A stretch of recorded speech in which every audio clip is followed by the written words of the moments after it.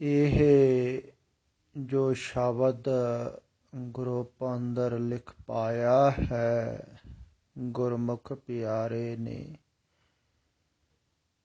ਬਹੁਤ ਹੀ ਢੁਕਵਾਂ ਹੈ। ਪਰਿਕਰਣ ਅਨੁਸਾਰ ਸਮਝਣ ਦੀ ਕੋਸ਼ਿਸ਼ ਕਰੋ। ਬਹੁਤ ਹੀ ਪਿਆਰਾ ਉਪਦੇਸ਼ ਸੰਦੇਸ਼ ਦੇ ਰਹੇ ਹਨ ਭਗਤ ਨਾਮਦੇਵ ਜੀ। ਥੋੜਾ ਖਿਆਲ ਕਰੋ। ਸਾਪ ਕੁੰਚ ਛੋੜੈ ਬਿਖ ਨਹੀਂ ਛਾੜੈ, ਉਦਕ ਮਾਹੇ ਜੈਸੇ ਬਗ ਧਿਆਨ ਮਾਂਡੈ। ਕਾਹੇ ਕਉ ਕੀਜੈ ਧਿਆਨ ਜਪੰਨਾ, ਜਪਤੇ ਸ਼ੁੱਧ ਨਾਹੀ ਮਨ ਆਪਣਾ। ਰਾਉ। ਕਾਹੇ ਕੋ ਕੀਜੈ ਧਿਆਨ ਜਪੰਨਾ, ਕਿਉਂ ਧਿਆਨ ਕਰ ਰਹੇ ਹੋ, ਕਿਉਂ ਜਪ ਤਪ ਕਰ ਰਹੇ ਹੋ। ਇਹ ਕਹਿ ਰਹੇ ਹਨ ਧਾਰਮਿਕ ਲੋਕਾਂ ਨੂੰ ਭਗਤ ਜੀ ਕਿ ਜਿੰਨਾ ਚਿਰ ਤੁਹਾਡਾ ਮਨ ਸ਼ੁੱਧ ਨਹੀਂ ਹੈ, ਉਹਨਾਂ ਚਿਰ ਧਿਆਨ ਨਹੀਂ ਹੋ ਸਕਦਾ, ਸਿਮਰਨ ਨਹੀਂ ਹੋ ਸਕਦਾ, ਜਪ ਤਪ ਨਹੀਂ ਹੋ ਸਕਦਾ, ਪਾਠ ਪੂਜਾ ਵੀ ਨਹੀਂ ਹੋ ਸਕਦੀ। ਸ਼ੁੱਧ ਮਨ ਦਾ ਅਰਥ ਹੈ ਜਿੰਨਾ ਚਿਰ ਸੰਸਾਰ ਦੀ ਵਾਸ਼ਨਾ ਹੈ, ਕਾਮਨਾ ਹੈ, ਚਾਹਤ ਹੈ, ਇੱਛਾ ਹੈ, ਸੰਸਾਰ ਦੇ ਵਿੱਚ ਪਾਉਣ ਦੀ ਕੁਛ ਵੀ ਚਾਹਤ ਹੈ। ਇਹੋ ਹੀ ਮੈਂ ਰੋਜ਼ ਕਹਿੰਦਾ ਹਾਂ ਨਾ ਤੁਹਾਨੂੰ ਵੀ ਜਿੰਨਾ ਚਿਰ ਤੁਹਾਡੀ ਸੰਸਾਰ ਦੇ ਵਿੱਚ ਚਾਹਤ ਹੈ ਕੁਛ ਵੀ ਪਾਉਣ ਦੀ, ਕੁਛ ਹੋਣ ਦੀ, ਕੁਛ ਹਾਸਲ ਕਰਨ ਦੀ, ਉਹਨਾਂ ਚਿਰ ਧਿਆਨ ਥੋੜ੍ਹੀ ਅੰਦਰ ਟਿਕਦਾ, ਧਿਆਨ ਥੋੜ੍ਹੀ ਲੱਗਦਾ। ਕਿਵੇਂ ਲੱਗੇਗਾ? ਲੱਗ ਨਹੀਂ ਸਕਦਾ। ਇਹੋ ਹੀ ਕਹਿ ਰਹੇ ਹਨ ਭਗਤ ਜੀ, ਕਾਹੇ ਕੋ ਕੀਜੈ ਧਿਆਨ ਜਪੰਨਾ, ਕਿਉਂ ਕਰ ਰਹੇ ਹੋ। ਉੱਪਰ ਵਾਲੀਆਂ ਪੰਕਤੀਆਂ 'ਚ ਪ੍ਰਮਾਣ ਦੇ ਕੇ ਸਮਝਾਉਂਦੇ ਵੀ ਹਨ। ਸਾਪ ਕੁੰਚ ਛੋੜੈ ਬਿਖ ਨਹੀਂ ਛਾੜੈ, ਕਹਿੰਦੇ ਸੱਪ ਕੁੰਚ ਛੱਡ ਦਿੰਦਾ ਹੈ, ਉੱਪਰ ਵਾਲੀ ਬਾਰੀਕ ਚਮੜੀ ਉਹਦੀ ਉਤਰ ਜਾਂਦੀ ਹੈ ਹਰ ਸਾਲ ਹੀ, ਪਰ ਜ਼ਹਿਰ ਥੋੜ੍ਹੀ ਛੱਡਦਾ। ਜਿਵੇਂ ਸੰਸਾਰਿਕ ਵਿਅਕਤੀ ਸੰਸਾਰ ਦੇ ਕੱਪੜੇ ਉਤਾਰ ਦਿੰਦਾ ਹੈ, ਸੰਸਾਰ ਦੇ ਕੱਪੜੇ ਛੱਡ ਦਿੰਦਾ ਹੈ, ਧਾਰਮਿਕ ਲਿਬਾਸ ਪਾ ਲੈਂਦਾ ਹੈ, ਤੇ ਸੰਸਾਰਿਕ ਵਾਸ਼ਨਾ ਥੋੜ੍ਹੀ ਅੰਦਰੋਂ ਚਲੇ ਜਾਂਦੀ। ਇਹੋ ਹੀ ਕਹਿ ਰਹੇ ਹਨ ਨਾ। ਥੋੜਾ ਜਿਹਾ ਖਿਆਲ ਕਰੋ, ਤੁਹਾਨੂੰ ਸਮਝ ਵਿੱਚ ਆਵੇਗੀ ਗੱਲ। ਇਹ ਸੰਸਾਰਿਕ ਕੱਪੜੇ ਛੱਡ ਦਿੱਤੇ, ਧਾਰਮਿਕ ਕੱਪੜੇ ਪਾ ਲਏ, ਧਾਰਮਿਕ ਪਹਿਰਾਵਾ ਪਾ ਲਿਆ, ਸਾਧੂ ਦਾ ਲਿਬਾਸ ਪਾ ਲਿਆ, ਧਾਰਮਿਕ ਚਿੰਨ੍ਹ ਗ੍ਰਹਿਣ ਕਰ ਲਏ, ਧਾਰਮਿਕ ਹੋ ਗਿਆ ਬਾਹਰੋਂ, ਪਰ ਅੰਦਰੋਂ ਸੰਸਾਰਿਕ ਵਾਸ਼ਨਾ ਜਿਹੜੀ ਹੈ ਉਹ ਨਹੀਂ ਗਈ ਹੈ। ਸੰਸਾਰਿਕ ਵਸਤਰ ਛੱਡ ਦਿੱਤੇ, ਜਿਵੇਂ ਸੱਪ ਨੇ ਕੁੰਜ ਛੱਡ ਦਿੱਤੀ, ਇਵੇਂ ਹੀ ਸੰਸਾਰਿਕ ਵਸਤਰ ਛੱਡ ਦਿੱਤੇ, ਧਾਰਮਿਕ ਵਸਤਰ, ਧਾਰਮਿਕ ਚਿੰਨ੍ਹ ਪਾ ਲਏ, ਪਰ ਅੰਦਰੋਂ ਵਾਸ਼ਨਾ, ਤ੍ਰਿਸ਼ਨਾ, ਕਾਮਨਾ, ਚਾਹਤ ਇਹ ਤੇ ਨਹੀਂ ਗਈ ਹੈ। ਤੇ ਜਿੰਨਾ ਚਿਰ ਇਹ ਨਹੀਂ ਗਈ ਹੈ ਉਨਾ ਚਿਰ ਤੁਸੀਂ ਧਿਆਨ ਕਰ ਥੋੜ੍ਹੀ ਸਕਦੇ ਹੋ, ਸ਼ਬਦ ਵਿੱਚ ਸੁਰਤ ਲਾ ਥੋੜ੍ਹੀ ਸਕਦੇ ਹੋ। ਧਾਰਮਿਕ ਪਹਿਰਾਵਾ ਪਾ ਕੇ ਬਾਹਰੋਂ, ਤੇ ਬਾਹਰੋਂ ਦਿਖਾਵਾ ਹੋ ਜਾਂਦਾ ਹੈ ਧਾਰਮਿਕ ਹਾਂ, ਪਰ ਅੰਦਰੋਂ ਤੇ ਉਹੀ ਵਾਸ਼ਨਾ, ਉਹ ਤ੍ਰਿਸ਼ਨਾ, ਉਹੀ ਕਾਮ, ਇਹੋ ਹੀ ਤੇ ਅਸ਼ੁੱਧੀ ਹੈ।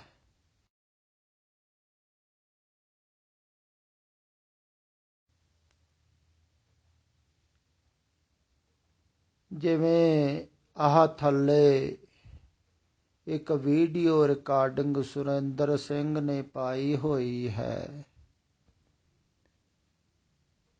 ਤੇ ਬਾਹਰੋਂ ਤੇ ਧਾਰਮਿਕ ਲਿਬਾਸ ਹੈ, ਧਾਰਮਿਕ ਪਹਿਰਾਵਾ,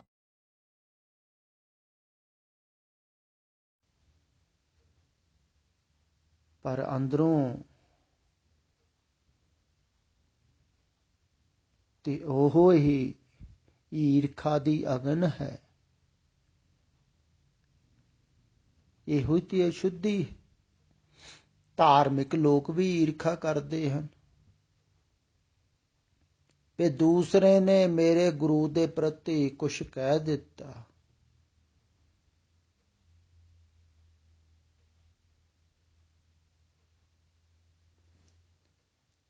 ਤੇ ਦੂਸਰੇ ਨੇ ਕਿਹਾ ਹੈ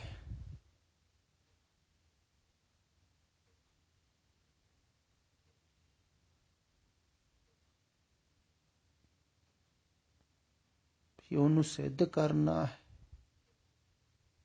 ਸਿੱਧ ਕਿਵੇਂ ਕਰਨਾ ਹੈ? ਇਤਿਹਾਸਿਕ ਪ੍ਰਮਾਣ ਦੇ ਕੇ। ਗੁਰੂ ਨੂੰ ਵੀ, ਗੁਰੂ ਦੀ ਮਹਾਨਤਾ ਨੂੰ ਵੀ ਤੁਸੀਂ ਇਤਿਹਾਸ ਦੁਆਰਾ ਸਿੱਧ ਕਰ ਸਕਦੇ ਹੋ।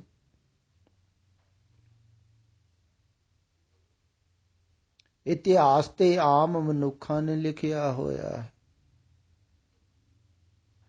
ਆਮ ਸਧਾਰਨ ਲਿਖਾਰੀਆਂ ਨੇ ਲਿਖਿਆ ਹੋਇਆ ਹੈ, ਸੰਸਾਰਿਕ ਲੋਕਾਂ ਨੇ ਲਿਖਿਆ ਹੋਇਆ ਹੈ, ਤੇ ਇਹ ਤੇ ਮਿਥਿਆਸ ਹੀ ਹੈ। ਤੇ ਇਹਦੇ ਦੁਆਰਾ ਤੁਸੀਂ ਗੁਰੂ ਦੀ ਮਹਾਨਤਾ ਨੂੰ ਸਿੱਧ ਕਰਨਾ ਹੈ। ਤੁਸੀਂ ਉਪਦੇਸ਼ ਦੁਆਰਾ ਵੀ ਨਹੀਂ ਸਿੱਧ ਕਰ ਸਕਦੇ।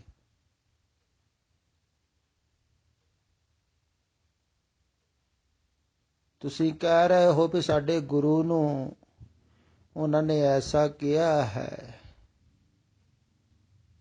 ਪਰ ਤੁਸੀਂ ਵੀ ਉਹਨਾਂ ਦੇ ਨਾਲ ਈਰਖਾ ਕਰਕੇ ਵੈਸਾ ਹੀ ਕਹਿ ਰਹੇ ਹੋ ਵੀ ਸਾਡੇ ਗੁਰੂ ਨੇ ਕਿਹਾ ਹੈ ਕਿਸ਼ਨ ਬਿਸ਼ਨ ਕਬਹੂ ਨਾ ਤਿਆਵ। ਉਹਨਾਂ ਦੇ ਅਵਤਾਰੀ ਪੁਰਸ਼ਾਂ ਦੀ ਨਿੰਦਾ ਕਰ ਰਹੇ ਹੋ। ਈਰਖਾ ਤੇ ਤੁਹਾਡੇ ਮਨ 'ਚ ਵੀ ਵੈਸੇ ਹੀ ਹੈ।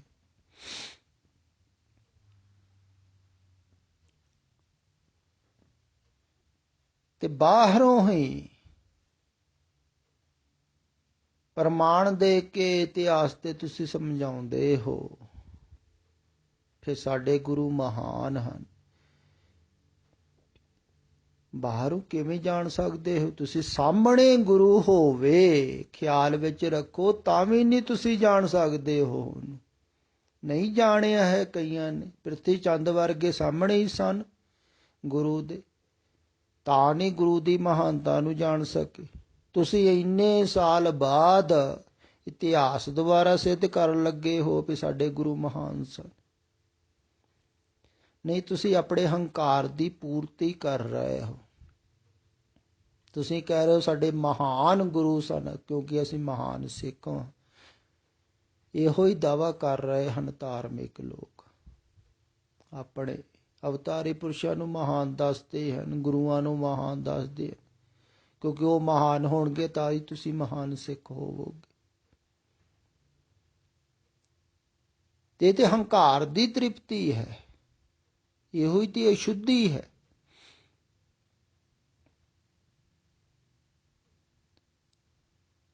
ਗੁਰੂ ਨੂੰ ਮਹਾਨ ਬਾਹਰੋਂ ਸਿੱਧ ਥੋੜ੍ਹੀ ਕੀਤਾ ਜਾ ਸਕਦਾ। ਆਪਣੇ ਅੰਦਰ ਜਾਓ, ਗੁਰਮੁਖ ਹੋਵੋ, ਤਾਂ ਤੁਸੀਂ ਜਾਣੋਗੇ।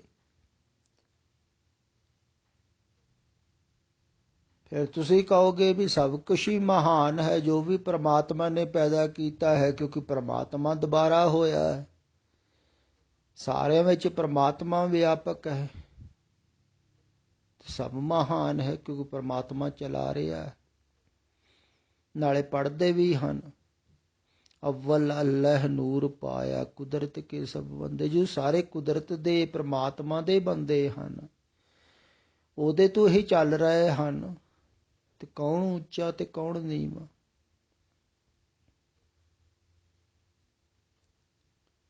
ਇਹੋ ਹੀ ਅਸ਼ੁੱਧੀ ਹੈ ਨਾ। ਧਾਰਮਿਕ ਲੋਕਾਂ ਦੇ ਵਿੱਚ ਵੀ ਦੇਖੋ ਕਿੰਨੀ ਈਰਖਾ।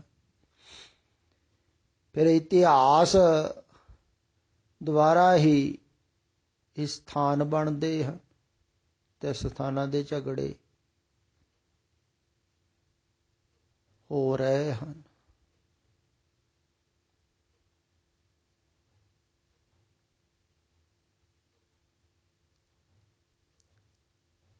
ਤੇ ਇੱਕ ਸਥਾਨ ਬਣਾ ਲੈਂਦਾ ਹੈ, ਦੂਸਰਾ ਨੂੰ ਢਾਹ ਲੈਂਦਾ ਹੈ, ਫਿਰ ਦੂਸਰੇ 'ਚ ਜ਼ੋਰ ਪੈਂਦਾ ਹੈ, ਉਹ ਢਾਹ ਦਿੰਦਾ ਹੈ, ਆਪਣਾ ਬਣਾ ਲੈਂਦਾ ਹੈ। ਪਰ ਇੱਥੇ ਫਿਰ ਕੁਛ ਵੀ ਨਹੀਂ ਰਹਿਣਾ ਹੈ।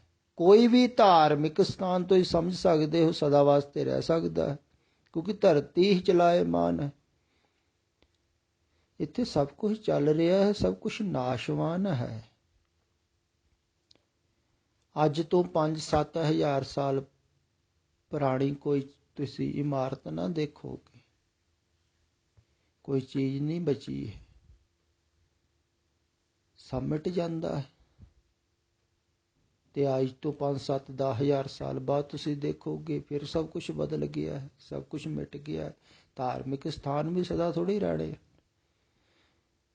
ਕਿਉਂਕਿ ਇੱਥੇ ਟਿਕਦਾ ਹੀ ਕੁਛ ਨਹੀਂ ਹੈ। ਧਰਤੀ ਤੇ ਥਿਰ ਨਹੀਂ ਹੈ ਨਾ ਕੁਛ, ਇਸੇ ਕਰਕੇ ਇਹਨੂੰ ਅਥਿਰ ਕਿਹਾ ਹੈ, ਨਾਸ਼ਵਾਨ ਕਿਹਾ ਹੈ। ਇੱਥੇ ਮਿਟ ਰਿਹਾ ਹੈ ਸਭ ਕੁਛ, ਜੋ ਬਣਦਾ ਹੈ ਮਿਟੀ ਜਾਂਦਾ ਹੈ।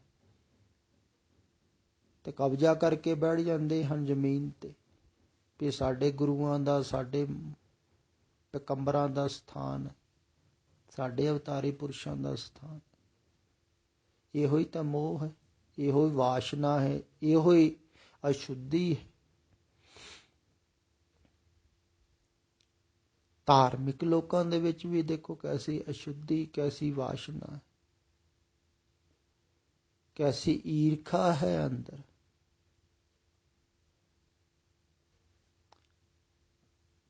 ਤੇ ਜਿੰਨਾ ਚਿਰ ਇਹ ਈਰਖਾ ਹੈ ਦੂਸਰੇ ਦੇ ਪ੍ਰਤੀ, ਉਹਨਾਂ ਚਿਰ ਤੁਹਾਡਾ ਮਨ ਸ਼ਾਂਤ ਥੋੜ੍ਹੀ ਹੋ ਸਕਦਾ। ਤੁਸੀਂ ਕਹਿੰਦੇ ਰਹੋ ਸਾਡੇ ਗੁਰੂ ਮਹਾਨ ਹਨ, ਬਾਹਰੋਂ ਕਹਿਣ ਨਾਲ ਥੋੜ੍ਹੀ ਹੋਣਾ ਹੈ ਕੁਝ, ਅੰਦਰੋਂ ਜਾਣਨਾ ਪਵੇਗਾ ਨਾ। ਤੇ ਇਤਿਹਾਸ ਦੁਆਰਾ ਥੋੜ੍ਹੀ ਸਿੱਧ ਹੁੰਦਾ ਹੈ ਕਿ ਉਹ ਮਹਾਨ ਸਨ।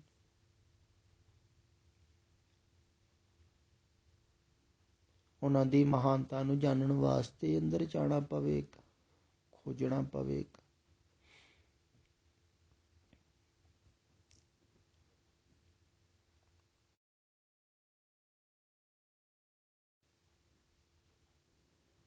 ਤੇ ਧਾਰਮਿਕ ਲੋਕ ਵੀ ਜਿਹੜੇ ਹਨ, ਬਾਹਰੋਂ ਭਾਵੇਂ ਲਿਬਾਸ ਪਾ ਵੀ ਲੈਂਦੇ ਹਨ, ਅਗਰ ਉਹਨਾਂ ਦੇ ਅੰਦਰ ਵੀ ਵੈਸੀ ਹੀ ਈਰਖਾ ਹੈ, ਦਵੈਸ਼ ਹੈ,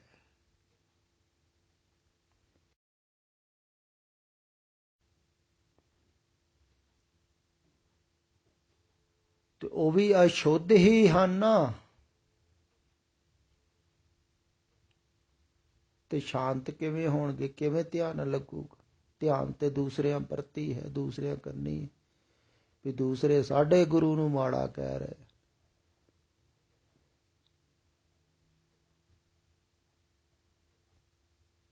ਗੁਰੂ ਦੀ ਮਹਾਨਤਾ 'ਚ ਕੋਈ ਫਰਕ ਨਹੀਂ ਪੈਂਦਾ ਹੈ, ਖਿਆਲ ਵਿੱਚ ਰੱਖਿਓ। ਜਿਹੜੇ ਪਰਮ ਪੁਰਖ ਹੋਏ ਹਨ, ਜਾਗਰਤ ਪੁਰਸ਼ ਹੋਏ ਹਨ, ਉਹਨਾਂ ਨੂੰ ਦੇਖੋ ਜਿੰਦੇ ਜੀ ਹੀ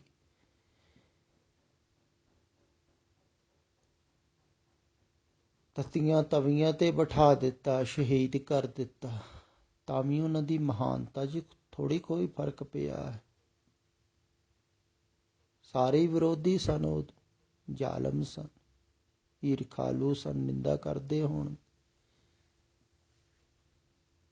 ਤਾਂ ਵੀ ਉਹ ਮਹਾਨ ਹੀ ਸਨ। ਉਹਨਾਂ ਦੀ ਮਹਾਨਤਾ ਦੇ ਥੋੜ੍ਹੀ ਕੋਈ ਫਰਕ ਪੈਂਦਾ ਹੈ। ਉਹ ਤੇ ਜੋ ਹੈ ਨਹੀਂ, ਕਹਿਣ ਨਾਲ ਥੋੜ੍ਹੀ ਫਰਕ ਪੈ ਜਾਵੇਗਾ।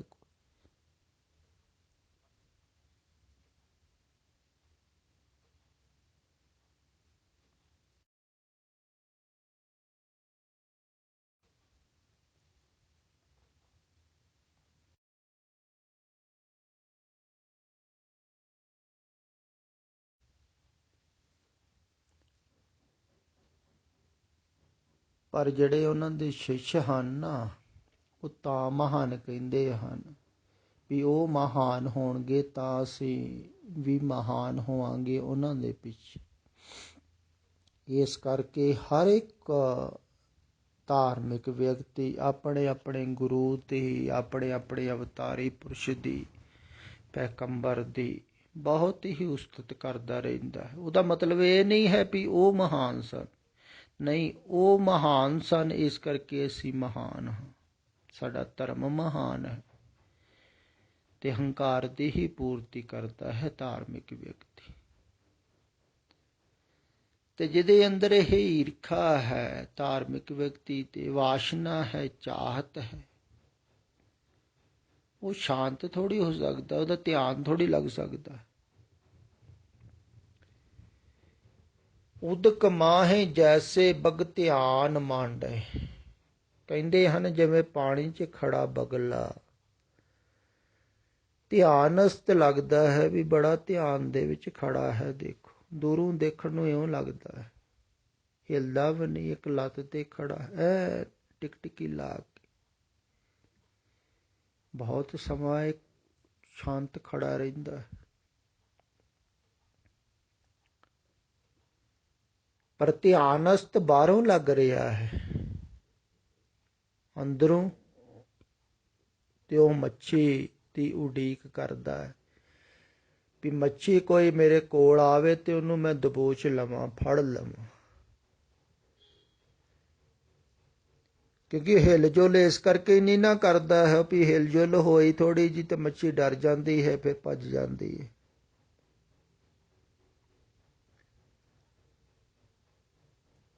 ਤੇ ਸ਼ਾਂਤ ਖੜਾ ਰਹਿੰਦਾ ਹੈ, ਇਸ ਕਰਕੇ ਖੜਾ ਹੈ ਨਾ, ਧਿਆਨਸਤ ਖੜਾ ਹੈ, ਪਰ ਅੰਦਰੋਂ ਖਿਆਲ ਹੈ ਮੱਛੀ, ਮੱਛੀ ਫੜਨੀ। ਲੋਭ ਹੈ, ਲਾਲਚ ਹੈ। ਇਵੇਂ ਹੀ ਧਾਰਮਿਕ ਵਿਅਕਤੀ ਬਾਹਰੋਂ ਬਹੁਤ ਹੀ ਤੁਹਾਨੂੰ ਸ਼ਾਂਤ ਲੱਗਦੇ ਹਨ, ਅੱਖਾਂ ਮੀਟ ਕੇ ਬੈਠੇ ਹੋਏ ਧਿਆਨਸਤ, ਤੇ ਤੁਸੀਂ ਪ੍ਰਭਾਵਿਤ ਵੀ ਹੋ ਜਾਂਦੇ ਹੋ। ਬਹੁਤ ਲੋਕ ਹੁੰਦੇ ਹਨ ਪਰ ਉਹਨਾਂ ਦੇ ਅੰਦਰ ਹੋ ਸਕਦਾ ਹੈ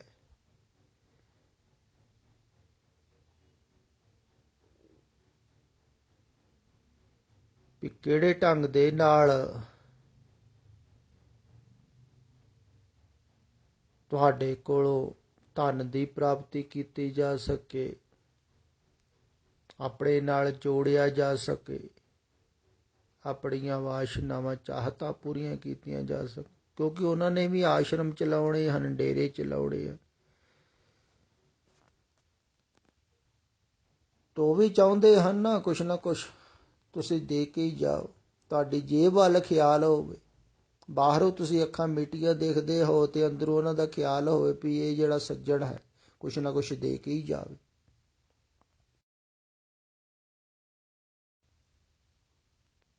ਤੇ ਅੰਦਰੋਂ ਤੇ ਤੁਸੀਂ ਜਾਣਦੇ ਨਹੀਂ ਹੋ, ਬਾਹਰੋਂ ਤੁਸੀਂ ਖਿਆਲ ਕਰ ਰਹੇ ਹੋ ਵੀ ਧਾਰਮਿਕ ਪਹਿਰਾਵਾ ਹੈ, ਸੱਜਣ ਹੈ, ਮਹਾਂਪੁਰਸ਼ ਹੈ, ਪਰ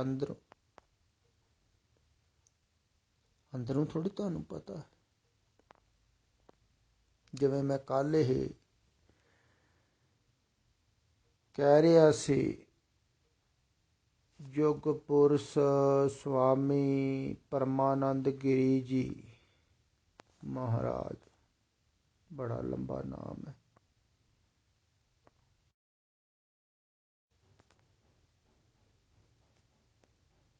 ਦੇਖੋ ਯੁਗ ਪੁਰਸ਼ ਭਾਵ ਕਿ ਇਸ ਯੁੱਗ ਦੇ ਅੰਦਰ ਇਹ ਇਕੱਲੇ ਹੀ ਪੁਰਸ਼ ਹਨ, ਬਾਕੀ ਕੋਈ ਨਹੀਂ। ਨਾਮ ਵੀ ਬਹੁਤ ਚੁਣ ਕੇ ਰੱਖਦੇ ਹਨ।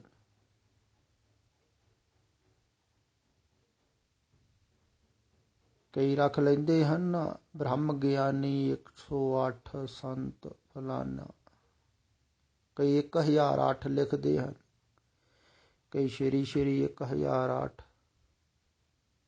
ਨਾਮ ਰੱਖਣ ਨਾਲ ਕੀ ਹੋ ਜਾਂਦਾ?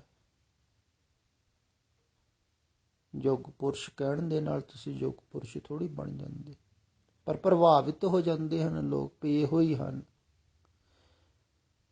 ਬ੍ਰਹਮ ਗਿਆਨੀ ਮਹਾਂਪੁਰਸ਼। ਨਾਮ ਤੋਂ ਵੀ ਲੋਕ ਪ੍ਰਭਾਵਿਤ ਹੁੰਦੇ, ਤੇ ਨਾਮ ਰੱਖਣ ਨਾਲ ਕੋਈ ਉਪਲਬਧੀ ਥੋੜ੍ਹੀ ਹੈ, ਪਰ ਲੋਕ ਜੁੜ ਜਾਂਦੇ ਆ। ਵੱਧ ਤੋਂ ਵੱਧ ਸਰੋਤੇ ਜੁੜਨ, ਜਿੰਨੇ ਜ਼ਿਆਦਾ ਜੁੜਨਗੇ ਉਨੀ ਪ੍ਰਭਤਾ ਹੋਊਗੀ, ਮਾਣ ਵਡਿਆਈ ਹੋਊਗੀ। ਕੁਛ ਨਾ ਕੁਛ ਦੇ ਕੇ ਜਾਊਗਾ ਹਰ ਇੱਕ ਕੋਈ ਜਿਹੜਾ ਵੀ ਆਵੇਗਾ, ਤੇ ਖਿਆਲ ਤੇ ਉਹਦੀ ਜੇਬ ਵੱਲ ਹੈ। ਭਾਵੇਂ ਬਗਲੇ ਵਾਂਗੂ ਧਿਆਨ ਲਾਇਆ ਹੈ ਧਾਰਮਿਕ ਵਿਅਕਤੀ ਨੇ, ਪਰ ਅੰਦਰੋਂ ਤੇ ਉਹਦੇ ਉਹੀ ਵਾਸ਼ਨਾ, ਉਹੀ ਚਾਹਤ ਹੈ, ਕਾਮਨਾ ਜੋ ਆਮ ਸੰਸਾਰਿਕ ਵਿਅਕਤੀ ਦੇ ਹੈ। ਧਾਰਮਿਕ ਪਹਿਰਾਵਾ ਪਾਇਆ ਹੈ, ਕੁੰਚ ਬਦਲ ਦਿੱਤੀ, ਕੁੰਚ ਛੱਡ ਦਿੱਤੀ, ਸੰਸਾਰਿਕ ਵਸਤਰ ਛੱਡ ਦਿੱਤੇ, ਧਾਰਮਿਕ ਪਾ ਲਏ, ਪਰ ਅੰਦਰਲੀ ਜ਼ਹਿਰ ਥੋੜ੍ਹੀ ਗਈ। ਇਹੋ ਹੀ ਅਸ਼ੁੱਧੀ ਹੈ, ਖਿਆਲ ਕਰੋ।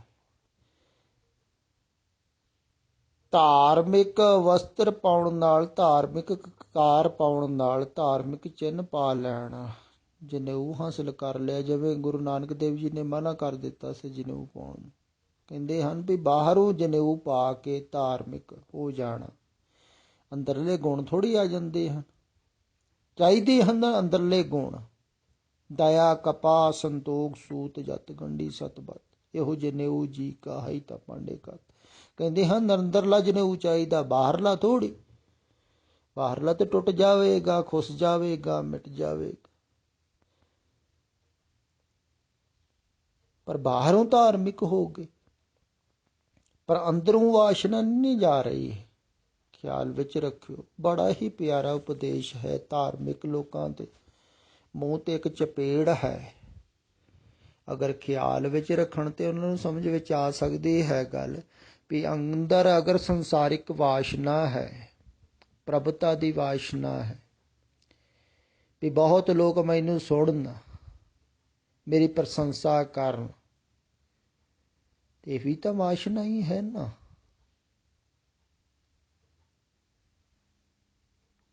ਤੇ ਵਾਸ਼ਨਾ ਜੇ ਬਾਹਰ ਦੀ ਹੈ ਵੀ ਬਹੁਤ ਲੋਕ ਸੁਣਨ, ਮੇਰੀ ਪ੍ਰਸ਼ੰਸਾ ਕਰਨ, ਮੇਰੇ ਕੋਲ ਆਉਣ, ਤੇ ਫਿਰ ਥੋੜ੍ਹੀ ਧਿਆਨ ਟਿਕੇਗਾ। ਕਾਹੇ ਕੋ ਕੀਜੇ ਜਪਨ, ਜਬ ਤੇ ਸ਼ੁੱਧ ਨਾ ਹੀ ਮਨੇ ਆਪਣਾ।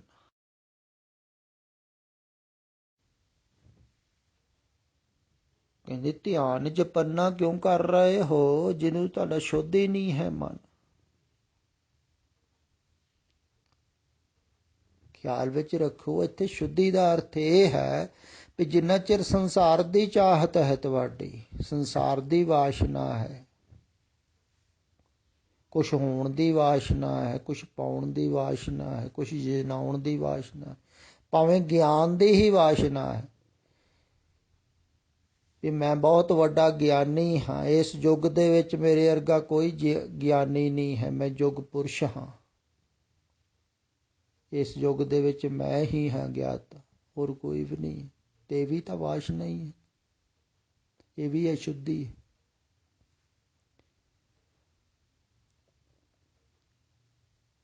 ਤੇ ਜਿੰਨਾ ਚਿਰ ਖਿਆਲ ਵਿੱਚ ਰੱਖਿਓ ਬਾਹਰ ਸੰਸਾਰ ਦੇ ਵਿੱਚ ਕੋਈ ਵੀ ਚਾਹਤ ਹੈ, ਉਹਨਾਂ ਚਿਰ ਅਸ਼ੁੱਧੀ ਹੈ। ਅਸ਼ੁੱਧੀ ਦਾ ਇੱਥੇ ਅਰਥ ਇਹ ਹੈ ਵੀ ਉਹਨਾਂ ਚਿਰ ਤੁਹਾਡਾ ਧਿਆਨ ਲੱਗ ਨਹੀਂ ਸਕਦਾ ਹੈ ਸ਼ਬਦ ਦੇ ਵਿੱਚ, ਸੁਰਤ ਜੁੜ ਨਹੀਂ ਸਕਦੀ ਹੈ। ਹੁਣ ਅਗਰ ਕੋਈ ਮੈਨੂੰ ਸੁਣਨ ਵਾਲਾ ਵੀ ਕੁਛ ਚਾਹਤ ਰੱਖ ਕੇ ਸੁਣ ਰਿਹਾ ਹੈ ਵੀ ਕੁਛ ਮਿਲ ਸਕਦਾ ਹੈ, ਕੋਈ ਗਿਆਨ ਮਿਲ ਸਕਦਾ ਹੈ,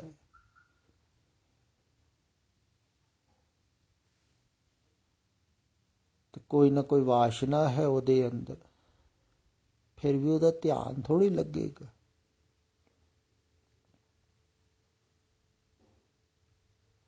ਲੱਗ ਹੀ ਨਹੀਂ ਸਕਦਾ।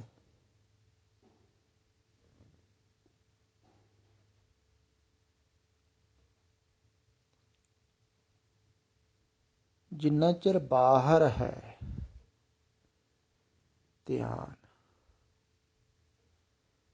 ਸੰਸਾਰ ਦੇ ਵਿੱਚ ਕੋਈ ਵੀ ਚਾਹਤ ਹੈ, ਇਹੋ ਹੀ ਮੈਂ ਕਹਿੰਦਾ ਹਾਂ ਨਾ, ਵਾਰ-ਵਾਰ ਕਹਿੰਦਾ ਹਾਂ ਵੀ ਇਮਾਨਦਾਰ ਹੋਵੋ। ਇਮਾਨਦਾਰ ਦਾ ਅਰਥ ਹੈ ਵੀ ਤੁਸੀਂ ਜੋ ਚਾਹੁੰਦੇ ਹੋ, ਜੋ ਚਾਹਤ ਹੈ, ਉਧਰ ਨੂੰ ਹੀ ਜਾਓਗੇ। ਅਗਰ ਸੰਸਾਰ ਦੇ ਵਿੱਚ ਚਾਹਤ ਹੈ ਤੇ ਤੁਸੀਂ ਸੰਸਾਰ ਦੇ ਵਿੱਚ ਹੀ ਜਾਓਗੇ।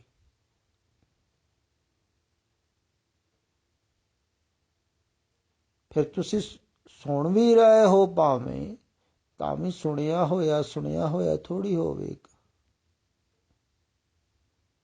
ਕਿਉਂਕਿ ਚਾਹਤ ਹੈ ਜਿੱਧਰ ਦੀ ਉਧਰ ਨੂੰ ਹੀ ਜਾਓਗੇ।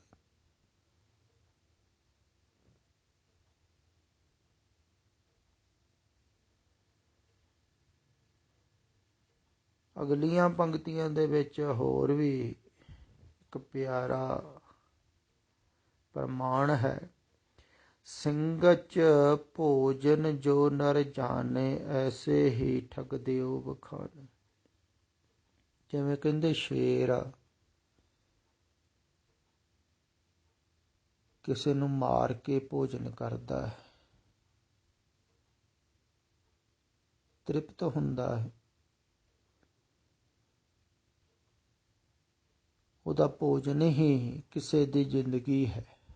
ਜ਼ਿੰਦਗੀ ਨੂੰ ਮਾਰ ਕੇ, ਕਿਸੇ ਨੂੰ ਮਾਰ ਕੇ ਜੀਵ ਨੂੰ ਭੋਜਨ ਕਰਦਾ।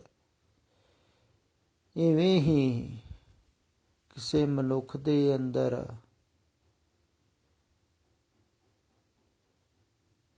ਇਹ ਵਾਸ਼ਨਾ ਹੈ, ਚਾਹਤ ਹੈ, ਮੇਰੇ ਕੋ ਧਨ ਹੋਵੇ, ਪਦਾਰਥ ਹੋਵੇ, ਉਹ ਕਿਸੇ ਕੋ ਖੋਵੇਗਾ ਹੀ ਨਾ, ਕਿਸੇ को हासिल करेगा।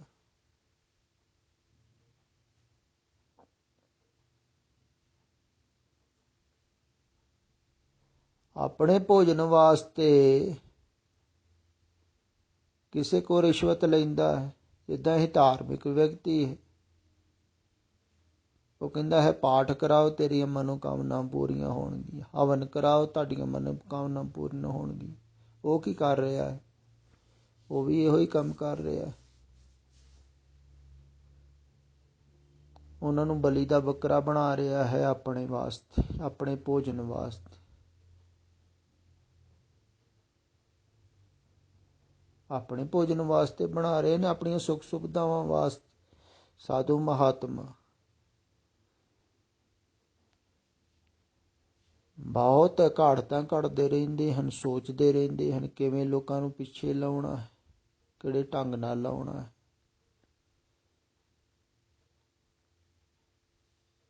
ਤੇ ਲੋਕ ਭੋਲੇ ਭਾਲੇ ਲੱਗ ਵੀ ਜਾਂਦੇ ਹਨ ਵੀ ਅੱਖਾਂ ਮੀਟ ਕੇ ਬੈਠਾ ਹੈ, ਬਹੁਤ ਮਹਾਂਪੁਰਸ਼ ਹੈ, ਪਰ ਅੰਦਰੋਂ ਉਡੀਕਦਾ ਹੀ ਹੋਵੇ ਵੀ ਕੋਈ ਆਵੇ।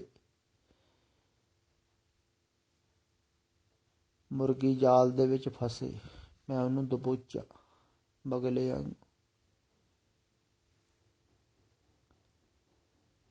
ਤੇ ਬਾਹਰੋਂ ਧਾਰਮਿਕ ਪਹਿਰਾਵਾ ਪਾ ਕੇ ਧਾਰਮਿਕ ਸਥਾਨ ਤੇ ਵੀ ਬੈਠਾ ਹੋਵੇ ਭਾਵੇਂ, ਜਿਵੇਂ ਸੱਜਣ ਠੱਗ ਸੀ, ਕਹਿੰਦੇ ਧਾਰਮਿਕ ਸਥਾਨ ਤੇ ਰਹਿੰਦਾ ਸੀ, ਧਾਰਮਿਕ ਵਿਅਕਤੀ ਸੀ, ਧਾਰਮਿਕ ਪਹਿਰਾਵਾ ਸੀ, ਸਰਾਂ ਬਣਾਈ ਹੋਈ ਸੀ, ਆਉਂਦੇ ਜਾਂਦੇ ਲੋਕਾਂ ਨੂੰ ਠਹਿਰਾਉਂਦਾ ਸੀ। ਠਹਿਰਾਉਂਦਾ ਕਿਉਂ ਸੀ?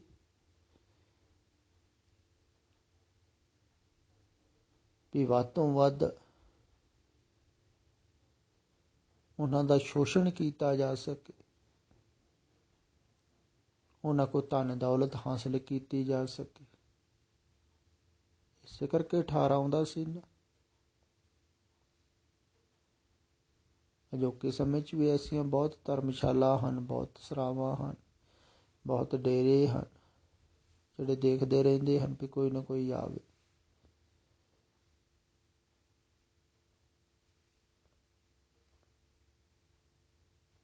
ਤੇ ਸੋਚਦੇ ਰਹਿੰਦੇ ਹਨ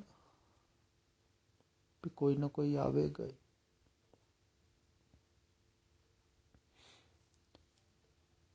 ਤੇ ਜਿਹਦੇ ਅੰਦਰ ਇਹ ਵਾਸ਼ਨਾ ਹੈ, ਸੱਜਣ ਠੱਗ ਨੂੰ ਤੇ ਬਾਬਾ ਨਾਨਕ ਜੀ ਮਿਲ ਕੇ ਪਏ ਸਨ।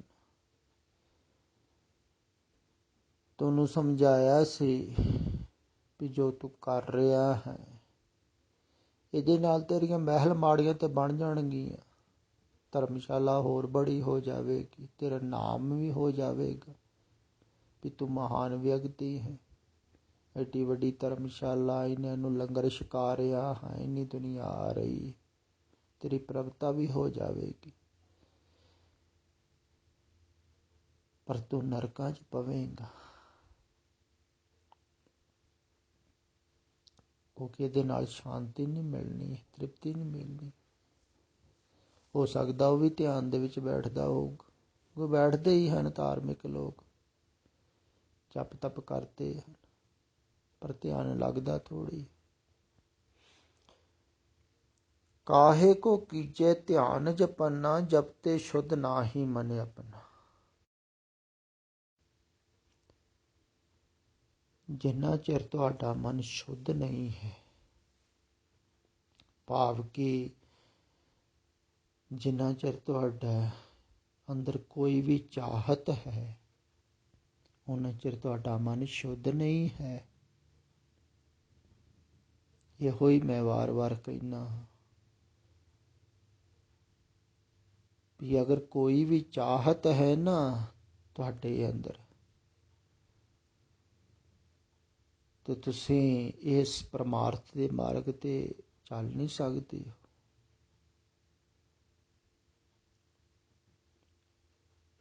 ਚਾਹਤ ਹੀ ਅਸ਼ੁੱਧੀ ਹੈ, ਵਾਸ਼ਨਾ ਹੀ ਸ਼ੁੱਧੀ ਹੈ, ਕਾਮਨਾ ਹੀ ਸ਼ੁੱਧੀ ਹੈ, ਕੁਛ ਹੋਣ ਦੀ, ਕੁਛ ਪਾਉਣ ਦੀ। ਤੇ ਕਿਵੇਂ ਜਪ ਤਪ ਕਰ ਲੋਗੇ, ਤੁਸੀਂ ਕਿਵੇਂ ਧਿਆਨ ਲਾ ਲੋਗੇ? ਸੋਚੋ, ਤੁਸੀਂ ਖਿਆਲ ਕਰੋ, ਸਮਝਦਾਰ ਹਨ ਬਹੁਤ। ਪਰ ਅਗਰ ਕੋਈ ਵੀ ਤੁਹਾਡੇ ਅੰਦਰ ਵਾਸ਼ਨਾ ਹੈ, ਕੁਛ ਹੋਣ ਦੀ, ਕੁਛ ਪਾਉਣ ਦੀ, ਤੇ ਤੁਹਾਡਾ ਮਨ ਤੇ ਉਹੀ ਸੋਚੇਗਾ ਨਾ। ਭਾਵੇਂ ਰੱਬ ਨੂੰ ਪਾਉਣ ਦੀ ਵਾਸ਼ਨਾ ਹੋਵੇ, ਤਾਂ ਵੀ ਰੱਬ ਨੂੰ ਪਾਉਣ ਦੀ ਵਾਸ਼ਨਾ ਕਰਕੇ ਮਨ ਚੱਲਦਾ ਰਹੇਗਾ। ਇਹ ਵੀ ਤਾਂ ਵਾਸ਼ਨਾ ਹੈ ਨਾ। ਕੁਛ ਪ੍ਰਗਟ ਹੋਣ ਦੀ ਵਾਸ਼ਨਾ, ਕਈ ਕਹਿੰਦੇ ਹਨ ਮਸ਼ਹੂਰ ਹੋ ਜਾਣਗੇ।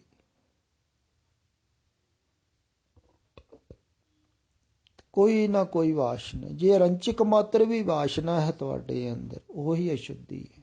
ਖਿਆਲ ਵਿੱਚ ਰੱਖੋ, ਕੋਈ ਵੀ ਵਾਸ਼ਨਾ ਨਹੀਂ, ਕੋਈ ਚਾਹਤ ਨਹੀਂ, ਕੋਈ ਕਾਮਨਾ ਨਹੀਂ, ਕੁਛ ਹੋਣ ਦੀ ਨਹੀਂ, ਕੁਛ ਪਾਉਣ ਦੀ।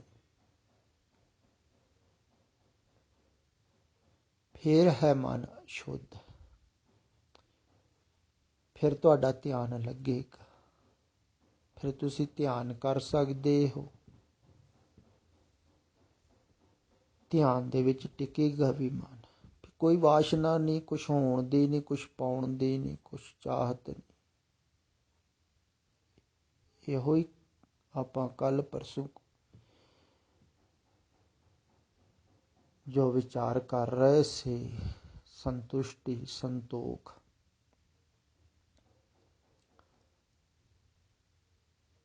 ਸੰਤੋਖ ਤੋਂ ਬਿਨਾਂ ਤ੍ਰਿਪਤੀ ਨਹੀਂ ਹੈ, ਬਿਨਾਂ ਸੰਤੋਖ ਨਹੀਂ ਕੋ ਰਾਜ, ਸੁਪਨ ਮਨੋਰਥ ਬਿਸਰੇ ਸਭ ਕਾਜ।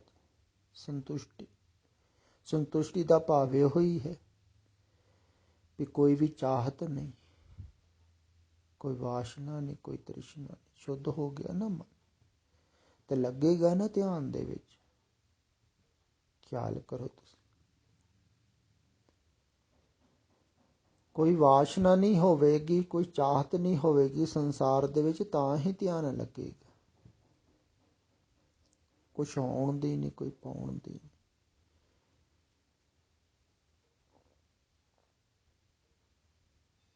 ਇਹ ਗੱਲ ਖਿਆਲ ਵਿੱਚ ਰੱਖਣ ਯੋਗ ਹੈ, ਬਹੁਤ ਹੀ ਪਿਆਰਾ ਉਪਦੇਸ਼ ਹੈ। ਧਾਰਮਿਕ ਲੋਕਾਂ ਨੂੰ ਫਿਰ ਦਿੱਤਾ ਹੋਇਆ ਹੈ ਉਪਦੇਸ਼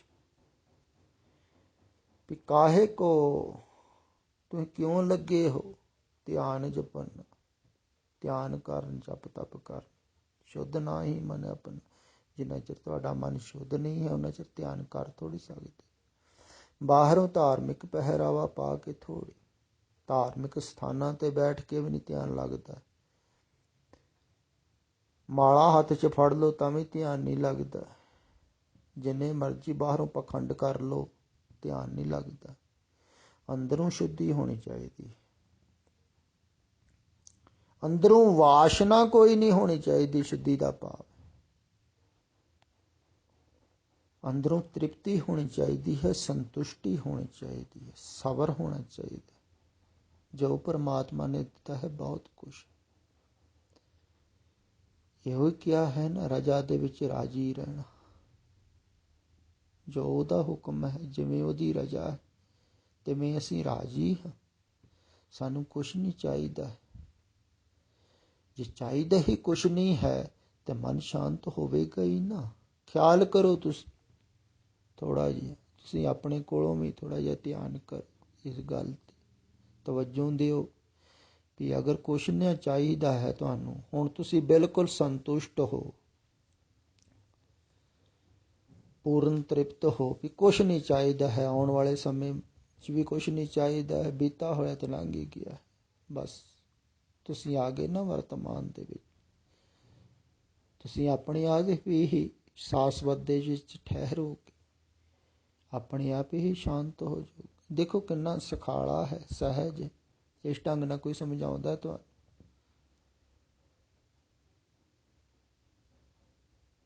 ਕੁਛ ਵੀ ਨਹੀਂ ਚਾਹੀਦਾ ਹੈ। चाहत गई चिंता मिटी, मनुआ बेपरवाह। जिसको कुछ नहीं चाहिए वो ही शहंशाह हो गया। राजा सगले सृष्ट का हर नाम मन पिन। जिहड़ा रज गया, रज हो गया, जिहड़ा संतुष्ट हो गया, जिन्हों संतोख आ गया। कहो पीखन दोए नैन संतोखे, जह देखा तह संतुष्ट हो गए। कुछ नहीं चाहिए। जो दिता रब ने बहुत कुछ बेअंत, मेरी लोड़ तो वध दिता है, दे ही रहा है। उन्हें पैदा किया है, हो ही दे रहा है। ਇਹੋ ਹੀ ਕੱਲ ਕਹਿ ਰਿਹਾ ਸੀ ਨਾ ਮੈਂ ਵੀ ਤੁਸੀਂ ਥੋੜੀ ਦੇਖ ਰਹੇ ਹੋ, ਤੁਸੀਂ ਥੋੜੀ ਭੋਗ ਰਹੇ ਹੋ। ਸਵਾਮੀ ਜੀ ਕਹਿ ਰਹੇ ਤੁਸੀਂ ਦ੍ਰਿਸ਼ਟਾ ਹੋਣਾ ਹੈ, ਤੁਸੀਂ ਦੇਖਣ ਵਾਲੇ। ਦੇਖਣ ਵਾਲੇ ਤੁਸੀਂ ਥੋੜੀ, ਦੇਖਣ ਵਾਲਾ ਉਹ ਹੈ, ਸੁਣਨ ਵਾਲਾ ਉਹ ਹੈ, ਭੋਗਣ ਵਾਲਾ ਉਹ। ਆਪੇ ਰਸੀਆ ਆਪ ਰਸ, ਆਪੇ ਰਾਵਣ, ਆਪੇ ਹੋਵੇ ਚੁਲੜਾ, ਆਪੇ ਸਿਜ ਪਤਾਰ। ਉਹੀ ਦੇਖ ਰਿਹਾ ਹੈ, ਉਹੀ ਸੁਣ ਰਿਹਾ। ਤੁਸੀਂ ਵਿੱਚੋਂ ਨਿਕਲ ਜਾਓ। ਤੁਸੀਂ ਤਾਂ ਹੀ ਨਿਕਲੋਗੇ ਜੋ ਪਹਿਲਾਂ ਤੁਹਾਡੀਆਂ ਵਾਸ਼ਨਾਵਾਂ ਸੁੱਟਣਗੀਆਂ,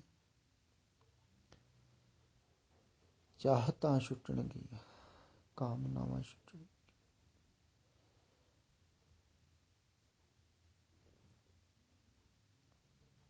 ਤੇ ਜਦੋਂ ਕੁਛ ਨਹੀਂ ਚਾਹੀਦਾ ਹੈ, ਕੋਈ ਚਾਹਤ ਨਹੀਂ, ਤੁਸੀਂ ਤ੍ਰਿਪਤ ਹੋਗੇ, ਸ਼ਾਂਤ ਹੋ ਜਾਓਗੇ। शांत सहज रहस मन उपजियो, सगले दुख पलायन।